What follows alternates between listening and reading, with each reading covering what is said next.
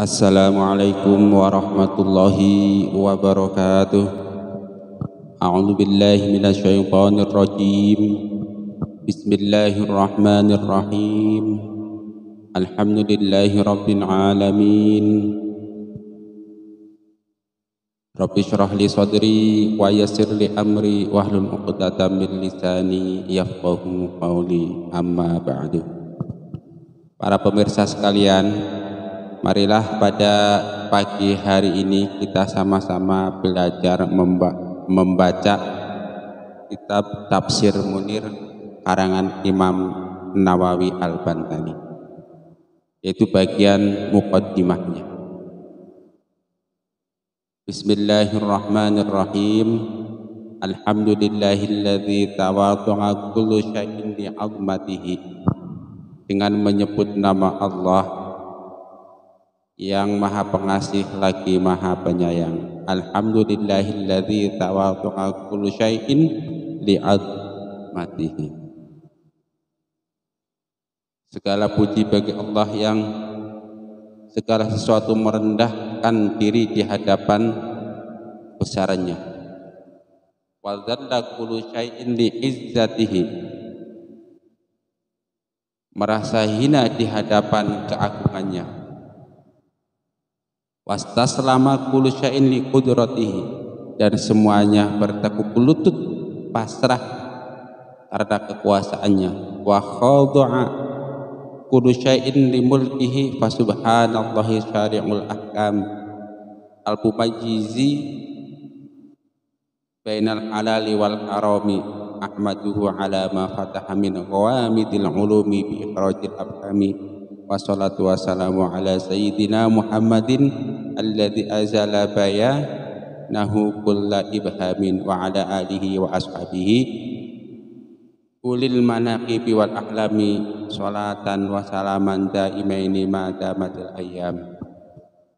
Nah, pada muqaddimah kali ini Imam Nawawi Al-Bantani itu seperti biasa memulainya dengan mengucapkan Bismillahirrahmanirrahim, kemudian memuji kepada Allah Subhanahu wa taala dengan ucapannya Alhamdulillahilladzi tawaddu'a kullu syai'in li'azmatihi wa dzalla kullu syai'in li'izzatihi wastaslama kullu syai'in liqudratihi wa khada'a kullu syai'in li mulkihi fa subhanallahi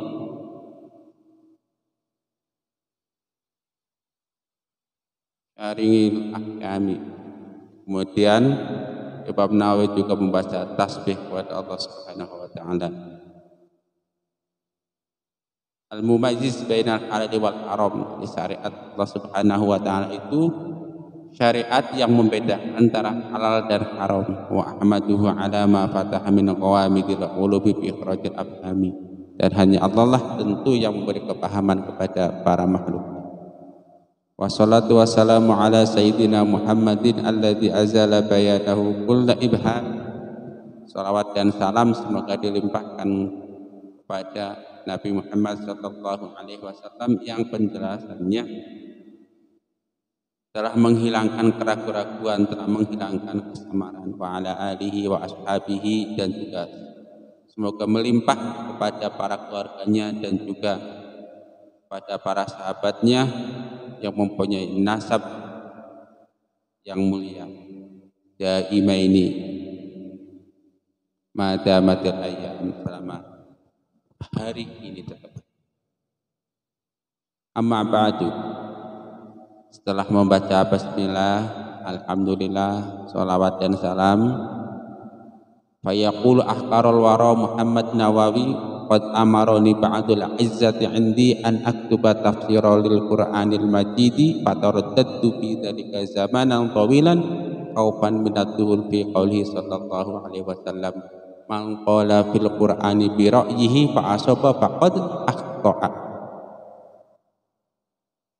Jadi Imam Nawawi itu berkata bahwa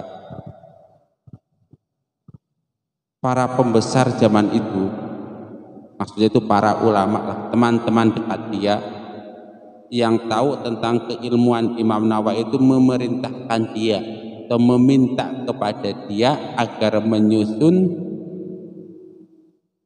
sebuah kitab tafsir. Nah, mendapatkan permintaan ini dari para sahabatnya, tentu Imam Nawawi itu merasa berat atau teringat sebuah sabda Nabi sallallahu alaihi wasallam, "Man qala fil Qur'ani bi ra'yihi fa asaba faqad akhta." Imam Nawawi itu merasa ragu mendapat permintaan itu, merasa berat. Apakah permintaan teman-teman yang mulia saya ini mau saya kabulkan atau tidak? Apakah saya akan menyusun sebuah kitab tafsir Al-Quran atau tidak? Zamanan tawilan, dalam waktu yang lama. Kenapa? Khaufan minad dukhul, takut dia itu tergelincir dalam kelompok orang-orang yang menafsirkan Al-Quran dengan pendapatnya. Ya Rasulullah bersabda, "Man qala fil Qur'ani bi ra'yi fa asaba faqad akhta." Barang siapa yang berbicara tentang Al-Quran, mentafsirkan Al-Quran dengan pendapatnya, meskipun pendapatnya itu benar, maka dia sesungguhnya telah melakukan satu kesalahan. Nah, itu Imam Nawawi takut terjebak dalam kelompok orang-orang seperti itu. Wa fi qoulihi sallallahu alaihi wasallam, dan beliau juga takut masuk dalam kelompok orang-orang yang disabdakan Rasulullah sallallahu alaihi wasallam, "Man qala fil Qur'ani bi ra'yihi falyatabawwa maq'adahu minan nar." Barang siapa yang berkata tentang Al-Qur'an, yang memaknani Al-Qur'an dengan pendapatnya, falyatabawwa maq'adahu minan nar, maka bersiap-siaplah tempat duduknya di neraka. Nah, dengan mengingat kedua hadis ini, Imam Nawawi itu merasa ragu, merasa takut. Apakah dia akan menyusun sebuah kitab tafsir seperti yang diminta atau disarankan oleh teman-teman beliau atau tidak? Kalau dia kabulkan, maka dia ada peluang masuk sebagai orang yang menafsirkan Al-Quran bir'i dengan pendapatnya. Dengan begitu dia menjadi orang yang bersalah, lalu dia diancam dengan siksa neraka. Tetapi kalau tidak, gimana? Ini kan membuat tafsir sebuah perbuatan yang mulia. Apalagi orang-orang yang berkompeten, yang memang ahli di dalam bidang tafsir, ya seperti Imam Nawawi ini. Nah, setelah mengalami ketakutan dan keraguan sekian lama, fa'ajabtuhum ila dzalika lil iqtida'i bis salafi fi tadwinil ilmi ibqa'an 'ala al-khalqi wa laysa 'ala fi'li mazidun walakin likulli zamanin tajdidun. Nah, setelah mengalami keraguan yang cukup lama itu, kemudian Imam Nawawi menyanggupi atau mengabulkan permintaan teman-temannya itu, para pembesar waktu itu di dalam bidang agama tentunya.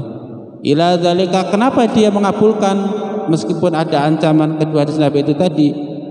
Liqtida'in bis salaf, karena mengikuti jejak ulama-ulama salaf, ulama-ulama sebelum beliau yang fi tadwinin ilmi, yang membukukan ilmu. Nah, tujuannya ibqa'an 'ala khalqi, supaya ilmu itu tetap abadi, bisa dipelajari oleh makhluk Allah, oleh para manusia yang datang sesudahnya. Yaitu, jadi setelah Imam Nawawi mengalami keraguan sekian lama, akhirnya dia mengabulkan permintaan teman-temannya untuk menyusun sebuah kitab tafsir. Kenapa? Alasan beliau itu iqtida'at bis salaf, mengikuti jejak para ulama salaf yang membukukan ilmu supaya ilmu tersebut tetap ada dan bisa dipelajari oleh generasi-generasi berikutnya. Wa laysa 'ala fi'li mazidun walakin likulli zamanin tajdidun.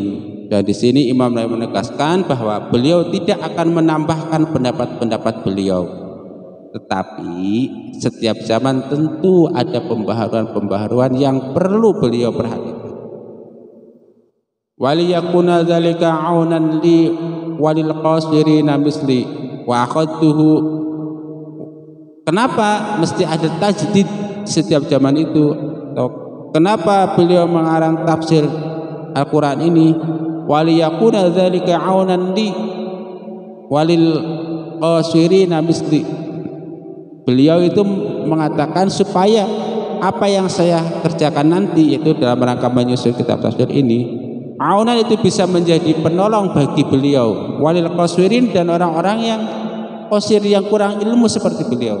Tentu ini perkataan merendahkan diri. Orang alim sekaliber Imam Nawawi mengatakan bahwa beliau menyusun kitab tafsir ini itu untuk menolong diri beliau. Itu memang betul, tapi kata-kata yang merendahkan.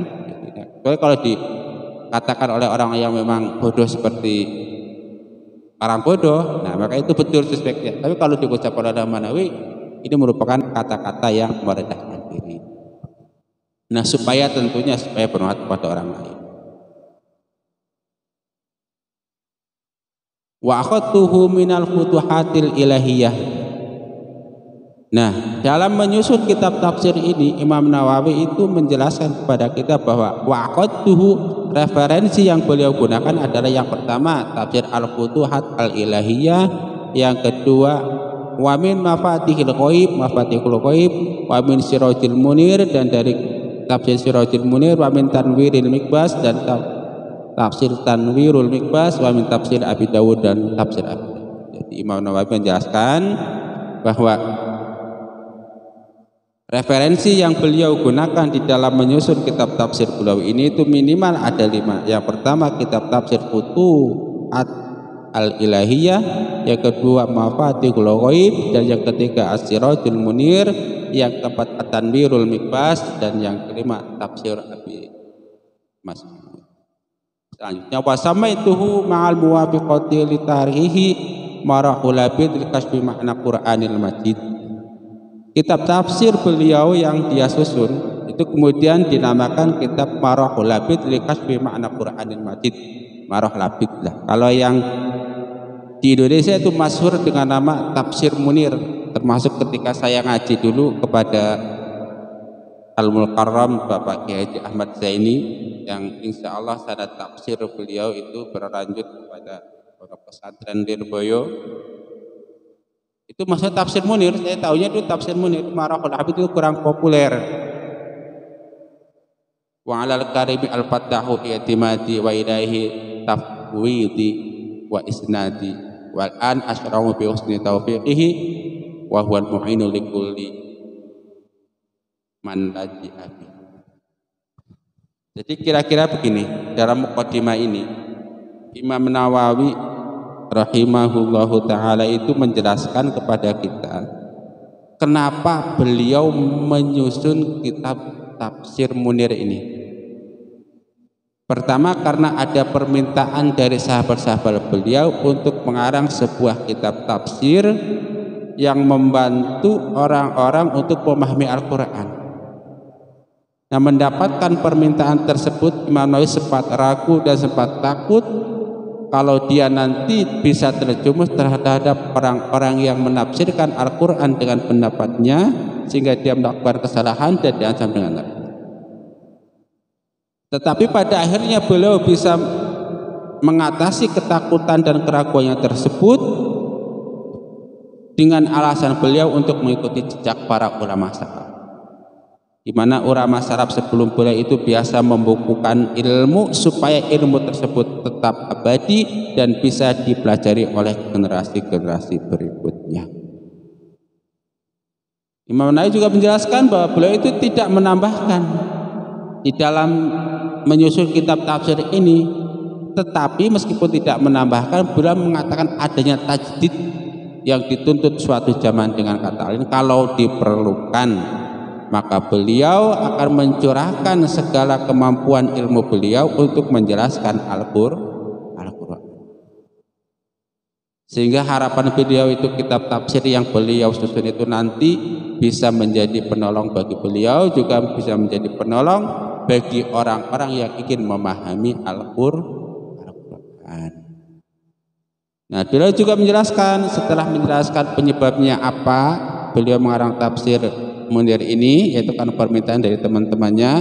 Beliau kemudian sempat mengalami proses ketakutan. Nah, setelah itu kemudian dia memutuskan untuk menyusun kitab tafsir ini. Nah, lalu referensi sumbernya apa yang akan beliau gunakan untuk menyusun kitab tafsir ini? Di sini yang beliau tuliskan itu ada 5 minimal. Yang pertama, referensi utama adalah Al-Futuhat Al-Ilahiyah. Yang kedua, referensinya Mafatihul Ghaib. Yang ketiga, As-Sirajul Munir. Yang keempat, Tanwirul Mikbas. Dan yang kelima, Tafsir Abi Mas'ud. Nah, kita ini sebagai orang-orang awam tentu dianjurkan untuk membaca kitab-kitab tafsir. Membaca Al-Quran sudah pasti wajiblah bagi setiap orang-orang Islam yang mampu itu untuk membaca, memahami, kemudian mengamalkan isi kandungan Al-Quran. Kemudian bagi orang-orang yang tidak paham bahasa Arab itu nggak ada salahnya untuk membaca arti atau terjemah dari Al-Quran, untuk membaca arti atau terjemah dari kitab-kitab tafsir yang sudah diterjemahkan oleh tim orang-orang yang ahli, tentu tetap dengan bimbingan orang-orang yang ahli di sekitar kita.